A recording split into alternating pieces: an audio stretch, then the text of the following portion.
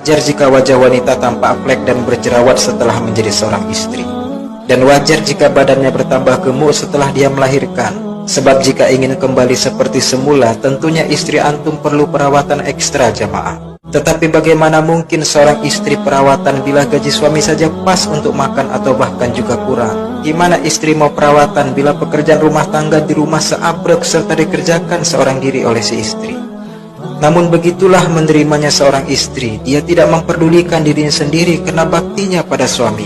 Jangan antum kira dia tidak sedih dengan perubahan berat badannya jamaah. Namun dia rela dan ikhlas kehilangan kecantikannya yang dulu demi menjaga ekonomi rumah tangganya. Maka sangat menyedihkan dan sangat tidak adil bila suami sanggup melirik wanita lain, bahkan selingkuh dengan alasan bahwa istrinya tidak secantik yang dulu. Padahal istrinya berubah menjadi tidak cantik karena suaminya, bukan karena orang lain.